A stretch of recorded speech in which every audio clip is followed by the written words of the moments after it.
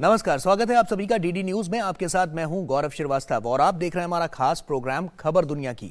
खबर दुनिया की में आज बात होगी चीन के राष्ट्रपति शी जिनपिंग और क्राउन प्रिंस की शाही महल में मुलाकात की, ईरान में मोहसिन शेकारी की फांसी की, इंडोनेशियाई अदालत के एक फैसले की जिसने लोगों के जख्मों को गहरा कर दिया।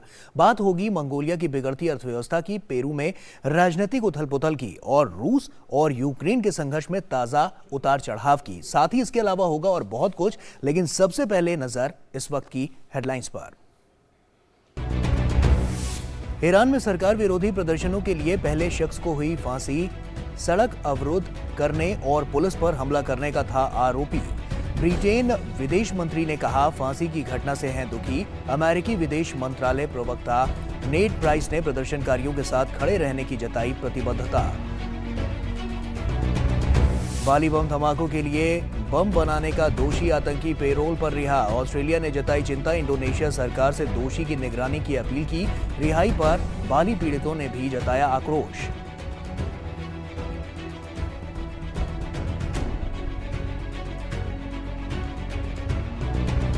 पश्चिमी एशिया की यात्रा पर गए चीन के राष्ट्रपति शी जिनपिंग का सऊदी अरब में भव्य स्वागत। दोनों देशों ने व्यापक रणनीतिक साझेदारी समझौते पर किए हस्ताक्षर।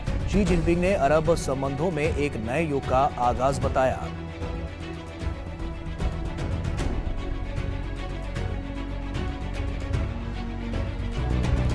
राष्ट्रपति पुतिन ने रूसी हमले में यूक्रेन के बुनियादी ठिकानों को ध्वस्त करने को पहली बार किया स्वीकार। कैदियों की अदला बदली में रूस ने हथियार कारोबारी विक्टर बाउड के बदले WUNBA और ब्रिटनी ग्राइनर को छोड़ा।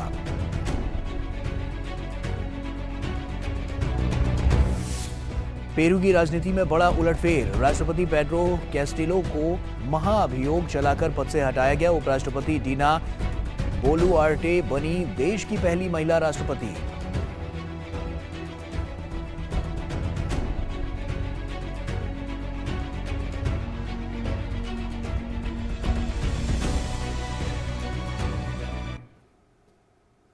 और आइए शुरुआत करते हैं और सबसे पहले बात करते हैं एशिया की।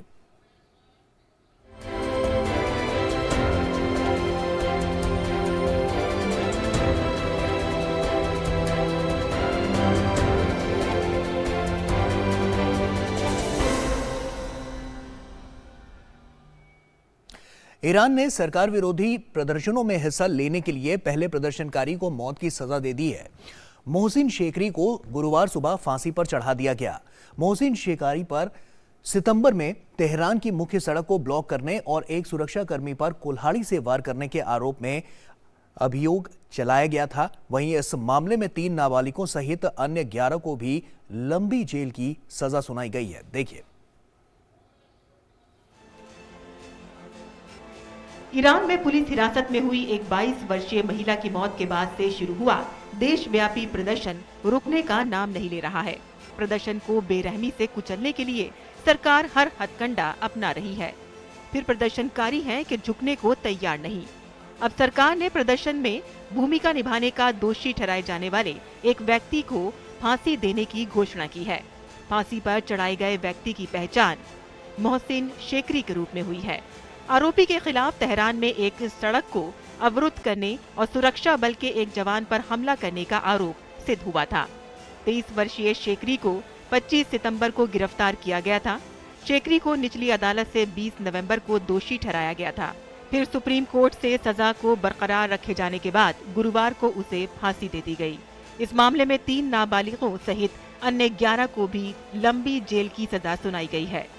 उधर बुधवार को छात्र दिवस के अवसर पर ईरान के राष्ट्रपति इब्राहिम रईसी छात्रों को संबोधित करने तेहरान के एक विश्वविद्यालय में पहुंचे तो देश के कई विश्वविद्यालयों में छात्र उनके खिलाफ सड़कों पर उतर आए। तेहरान के अमीर कबीर विश्वविद्यालय में छात्रों की भीड़ डरो नहीं हम सब साथ हैं, सरकार मुर्दाबाद के नारे लगा रहे थे। ऐसा ही कुछ नजारा मैशत के फिरदौस विश्वविद्यालय में भी देखने को मिला। फिरदौस विश्वविद्यालय में पुलिस और प्रदर्शनकारियों के बीच झड़प भी देखने को मिली। भीड़ को खदेड़ने के लिए पुलिस ने बल प्रयोग किया। राष्ट्रपति ने छात्रों को संबोधित करते हुए एक बार फिर इन प्रदर्शनों के लिए अमेरिका को कटघरे में खड़ा करने की कोशिश की। उन्हें लगता है ईरान अन्य देशों की तरह है, जिसे दंगाइयों के हवाले किया जा सकता है। हम अपने लोगों को शिक्षित करते हैं। यहाँ के प्रदर्शनकारियों को वो नहीं करने देंगे जो वो करना चाहते हैं। हिजाब और सरकार के खिलाफ विरोध प्रदर्शन के बाद तेहरान की सड़कों पर कई महिलाएं बिना हिजाब के नजर आईं। बिलियासर चौराहे पर कई महिलाओं को बाल बांधकर घूमते हुए देखा जा सकता है, जबकि पास में पुलिस की गाड़ी खड़ी है, जबकि दूसरी महिलाएं सर्दियों में पहनने जाने वाली टोपी और हेयर बैंड्स लगाए हुए हैं। ऐसे दृश्य तेहरान में आम नहीं है। कई लोगों का मानना है कि हिजाब को अनिवार्य नहीं बनाया जाना चाहिए। नहीं, पाबंदियां हटाई जानी चाहिए। मुझे इसका क्रियान्वयन अच्छा नहीं लगता है। यह अनिवार्य नहीं होना चाहिए। प्रदर्शनों के दौरान भी मैंने कभी हिजाब नहीं उतारा। मुझे हिजाब पहनने से कोई दिक्कत नहीं है, लेकिन मैं नहीं समझती हूँ कि ये अनिवार्य होना चाहिए। लोग जैसे रहना चाहते हैं, उन्हें इसकी आज़ादी होनी चाहिए। ईरान 16 सितंबर को हिजाब नियमों के उल्लंघन के आरोप में गिरफ्तार की गई 22 वर्षीय युवती महसना आमिनी की पुलिस हिरासत में मौत के बाद से ही विरोध प्रदर्शनों का सामना कर रहा है। इस दौरान एक चौंकाने वाली रिपोर्ट में खुलासा हुआ था कि ईरान में इस साल 500 से ज्यादा लोगों को सजाए मौत दी गई है। पिछले 5 सालों में साल 2022 का आंकड़ा सबसे ज्यादा है। ईरान की हुकूमत ने अलग अलग अपराधों में लोगों को ये सजा दी है।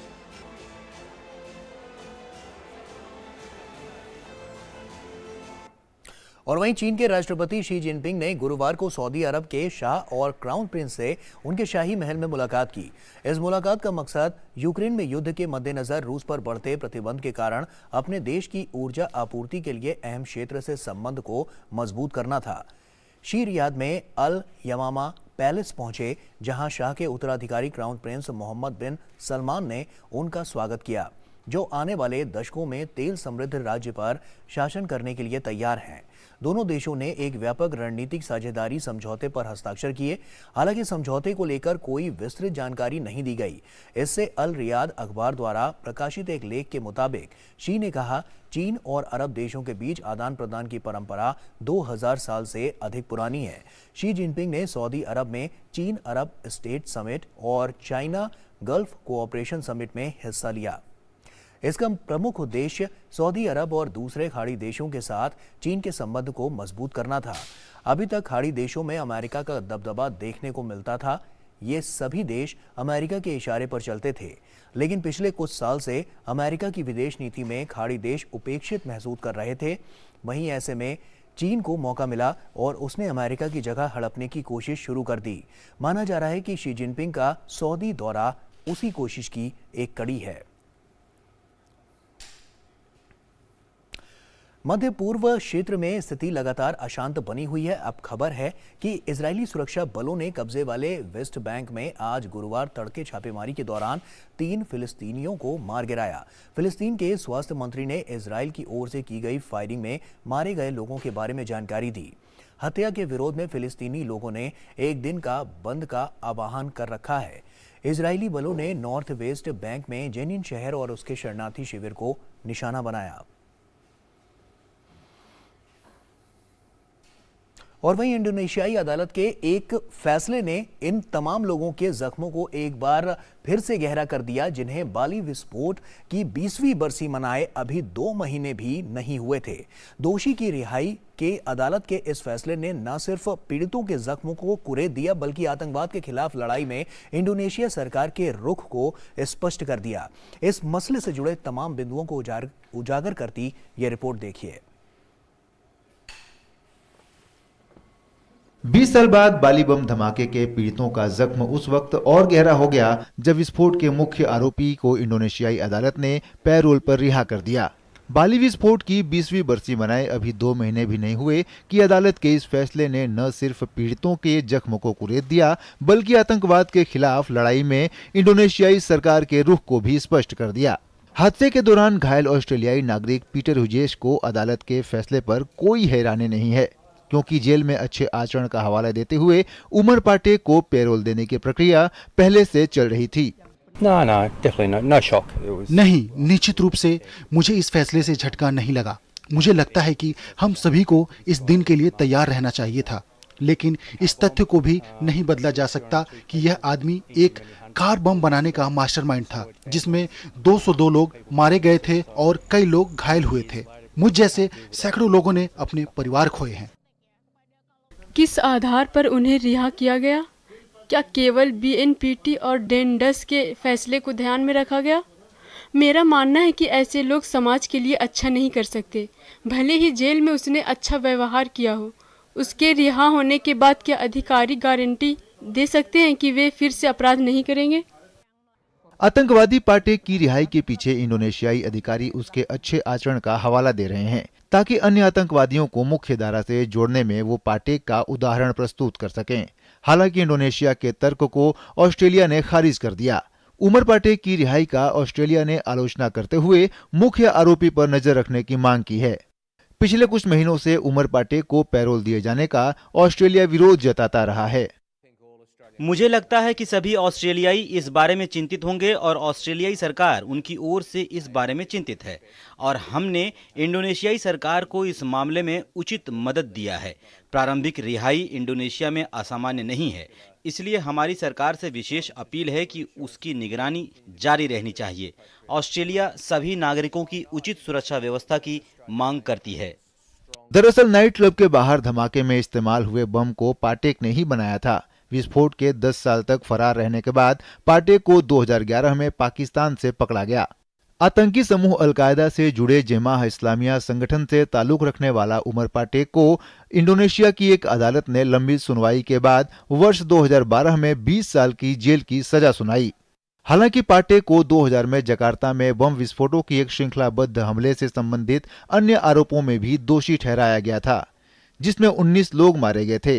12 अक्टूबर 2002 की रात बाली स्थित 2 नाइट क्लब के बाहर जबरदस्त धमाका हुआ था, जिसमें 20 अलग अलग देशों के 202 लोग मारे गए थे और सैकड़ों लोग घायल हुए थे। विस्फोट में मारे गए सबसे अधिक 88 लोग ऑस्ट्रेलियाई नागरिक थे। और वहीं मंगोलिया में भी अब श्रीलंका जैसी परिस्थितियां पैदा होने लगी हैं। वहां की तेजी से बिगड़ती अर्थव्यवस्था के बीच नाराज जनता का प्रदर्शन और उग्र होने लगा है। जनता का आरोप है कि सरकार ने कोयला के मामले में भ्रष्टाचार किया है और देश से कोयला चीन को बेचा गया है। प्रदर्शनकारी पूरे घपले के लिए जिम्मेदार लोगों के खिलाफ तुरंत कार्रवाई की मांग कर रहे हैं।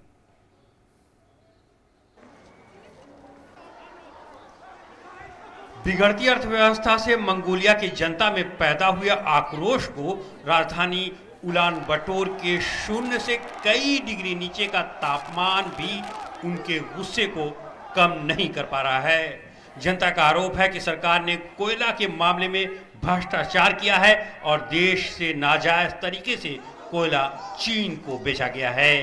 प्रदर्शनकारी पूरे घपले के लिए जिम्मेदार लोगों के खिलाफ तुरंत कार्रवाई करने की मांग कर रहे हैं। नाराज लोगों ने इस कुव्यवस्था को रोकने में विफल संसद को भी भंग करने की आवाज उठा रहे हैं। प्रदर्शनकारी हाथों में जो तख्ती थाम रखी है उसमें टूटते देश को बचाने की अपील लिखी हुई है। पिछले कई दिनों से चल रहे विरोध प्रदर्शन के दौरान एक समय ऐसा भी आया जब श्रीलंका के तर्ज पर प्रदर्शनकारी एक सरकारी इमारत में घुस गए, लेकिन सुरक्षा बलों ने उन्हें खदेड़ दिया। फिर उन्होंने पास के चौराहे पर अपनी मांग को लेकर डट गए। सरकार में शामिल बहुत से लोग अमीर होते जा रहे हैं और नागरिकों की तुलना में अधिक विलासितापूर्ण जीवन जी रहे हैं। ऐसी स्थिति में जनता कैसे शांत बैठ सकती है जब वो रोटी के लिए मोहताज है? यही कारण है कि हम लोगों की भलाई के लिए सड़कों पर विरोध कर रहे हैं। स्थिति बिगड़ते देख मंगोलिया के प्रधानमंत्री ने प्रदर्शनकारियों से मुलाकात कर कोयला चोरी के मामले को हल करने की प्रतिबद्धता दोहराई। प्रधानमंत्री ने प्रदर्शनकारियों से शांति बनाए रखने की अपील करते हुए भरोसा दिया कि मामले के दोषियों को किसी भी हालत में बख्शा नहीं जाएगा। उन्होंने लोगों से कहा कि मामले में चल रही जांच अब अंतिम चरण में है। तभी प्रदर्शनकारियों ने उनसे कोयला घोटाले में शामिल स्थानीय लोगों के नाम को उजागर करने का आग्रह किया। दरअसल ये मामला इसलिए भी गर्मा गया है क्योंकि ये चर्चा आम हो चुकी है कि कोयले की इस तस्करी में कुछ नेता भी शामिल हैं। इन लोगों ने मिलकर देश के खजाने के अरबों डॉलर बचा लिए हैं। सरकारी कोयला कंपनी के प्रमुख सहित 30 लोगों पर भ्रष्टाचार का आरोप लगने के बाद सरकार ने जांच के आदेश दे दिए हैं। इस सरकारी कंपनी पर आरोप है कि उसकी तरफ से चीन को ये कोयला बेचा गया और सारा पैसा कहीं और छिपा दिया गया है। मंगोलिया के राजस्व का एक बहुत बड़ा हिस्सा इसी कोयले से आता है। मैं संविधान के अनुच्छेद 29 के तहत सांसदों को मिले विशेष अधिकार को समाप्त करने की मांग करता हूं। मुझे लगता है कि हमें इससे मुक्ति मिलनी चाहिए ताकि भ्रष्टाचार में शामिल सांसदों के खिलाफ सख्ती से कार्रवाई की जा सके। मंगोलिया अपने निर्यात का 86% चीन को भेजता है, जिसमें कोयले का आधा से अधिक हिस्सा है। एक सांसद ने पिछले महीने आरोप लगाया था कि 2013 से करीब 6.4 मिलियन टन कोयला मंगोलियाई सीमा शुल्क अधिकारियों द्वारा पंजीकृत नहीं किया गया है, जबकि चीन के सीमा शुल्क अधिकारियों ने इसे अपने खाते में दर्ज किया है। देश के सकल घरेलू उत्पाद का 1/4 हिस्सा खनन से आता है। यूक्रेन पर रूस के हमले और पड़ोसी चीन की सीमाएं बंद होने से बुरी तरह प्रभावित व्यापार के कारण मुद्रास्फीति 15.2% तक पहुंच गई है। आगे बढ़ते हैं और अब बात करते हैं अमेरिका की।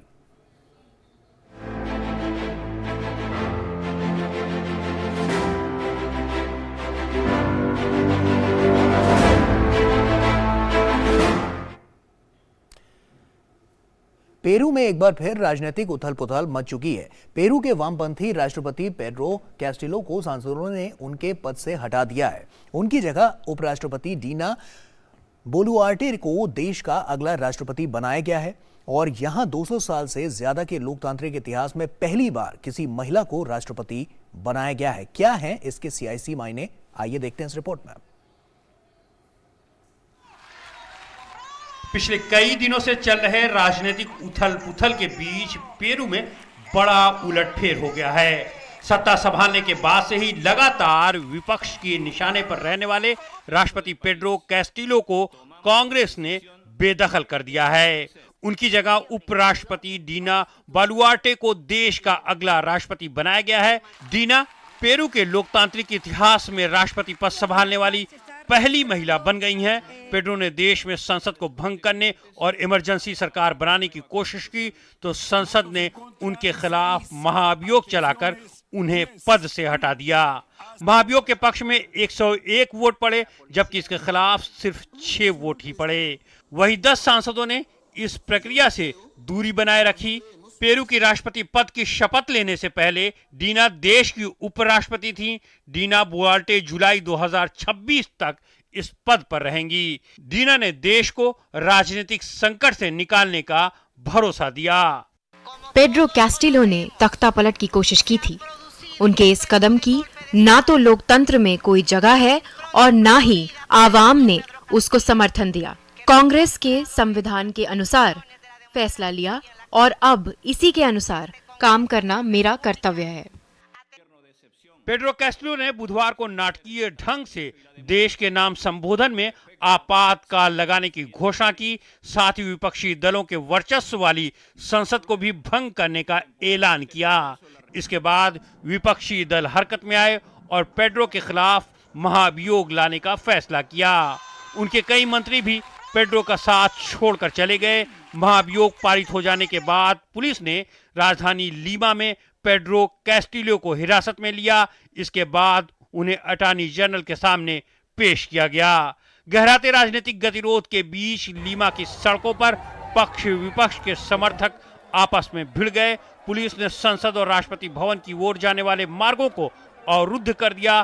पेड्रो के समर्थकों का आरोप है कि राष्ट्रपति द्वारा शुरू की गई योजनाओं को संसद ने पास नहीं होने दिया। डीना हमारी राष्ट्रपति नहीं, आवाम को उन्हें राष्ट्रपति चुनने दीजिए। जनता ने पेड्रो को राष्ट्रपति चुना है। अगर कांग्रेस को लगता है कि वो लोकतांत्रिक है तो जनता की आवाज का सम्मान करें। शिक्षक रह चुके कैस्टिलो जून 2021 में बहुत ही ध्रुवीकृत चुनाव के तहत चुनकर सत्ता में आए थे। उन्होंने उस दौरान दक्षिणपंथी केइको को हराया था। उन पर भ्रष्टाचार के आरोप भी लगे हैं। ताजा मामला अक्टूबर में सामने आया जब अभियोजनकारी ने पेड्रो के खिलाफ एक कथित आपराधिक संगठन को लाभ पहुंचाने और जांच में बाधा डालने की शिकायत दर्ज कराई। इसके बाद संसद ने राष्ट्रपति से जवाब तलब किया। पेड्रो इससे पहले 2 महाभियोग का सामना कर चुके थे। पेरू में 2016 के बाद से ही राजनीतिक उथल पुथल जारी है। बीते कुछ सालों में कई राष्ट्रपतियों ने पदभार संभाला। 2020 में 5 दिनों के भीतर ही 3 राष्ट्रपतियों ने शपथ ली थी। और वहीं अमेरिका और ब्रिटेन ने ऑस्ट्रेलिया को परमाणु संचालित पनडुब्बी बेड़े हासिल करने में मदद करने में सहायता करने की घोषणा की। तीनों देशों के रक्षा मंत्रियों ने इंडो पैसिफिक में सुरक्षा सहयोग बढ़ाने की योजनाओं पर चर्चा करने के लिए वॉशिंगटन में मुलाकात की। अमेरिकी रक्षा मंत्री ने कहा कि ऑस्ट्रेलिया को जल्द से जल्द पनडुब्बी बेड़े हासिल करने में मदद का भरोसा दिलाया। ऑस्ट्रेलिया, ब्रिटेन और अमेरिका ने पिछले साल ऑकूस समझौते पर हस्ताक्षर किया था। और अब बात यूरोप की।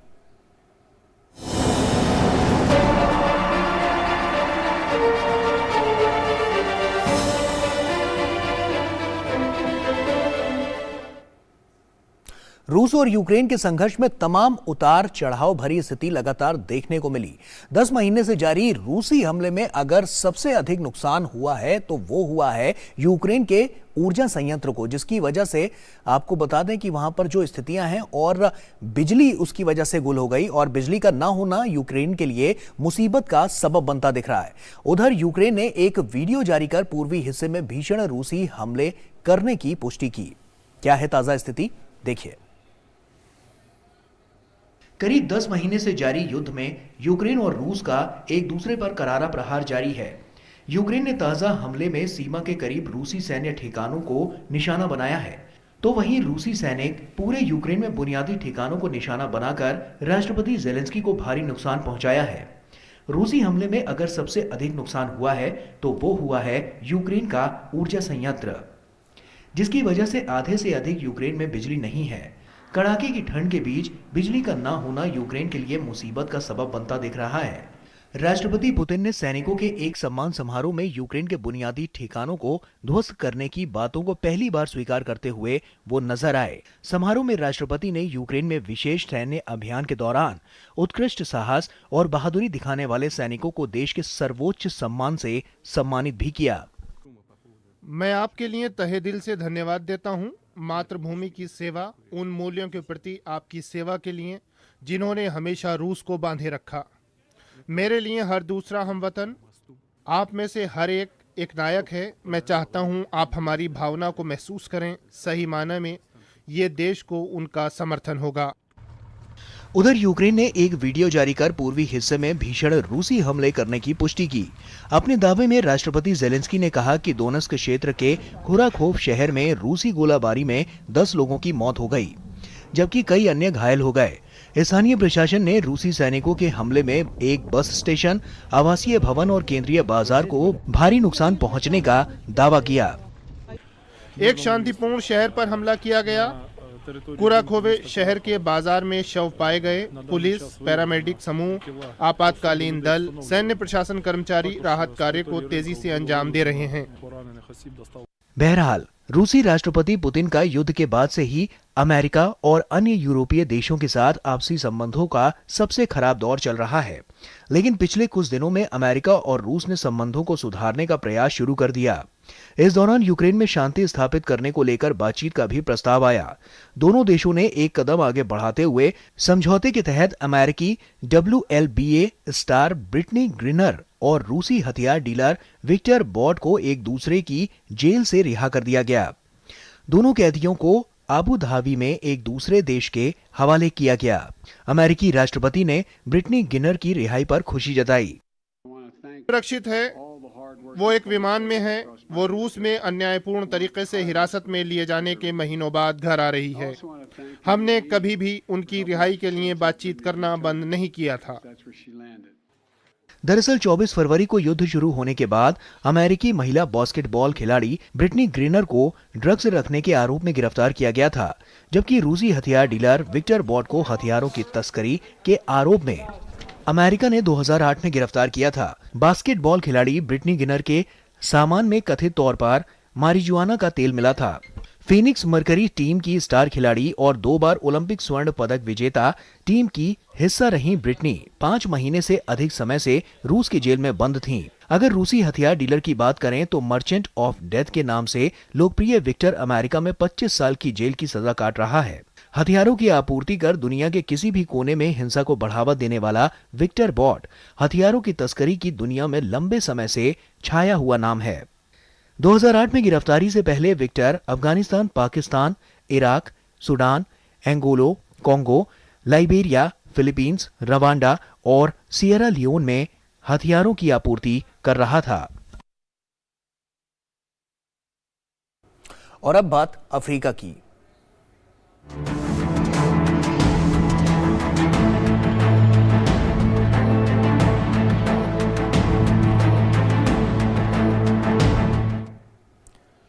संयुक्त राष्ट्र ने अपनी शुरुआती जांच रिपोर्ट में पाया कि कोंगो में 29 और 30 नवंबर को M23 विद्रोहियों ने कम से कम 131 लोगों की हत्या की है। ये पीड़ित उत्तर किवू प्रांत में 2 गांवों में चलाए गए हत्या, बलात्कार, अपहरण और लूटपाट के अभियान में मारे गए। इससे पहले कोंगो पुलिस ने किशिशे शहर में हुए नरसंहार में करीब 300 लोगों की मौत होने का दावा किया था। सरकार का आरोप है कि विद्रोहियों को रवांडन सेना का समर्थन प्राप्त है। वहीं रवांडा सरकार इसका खंडन करती रही है। फिलहाल इतना ही। आप बने रहिए डीडी न्यूज के साथ। नमस्कार।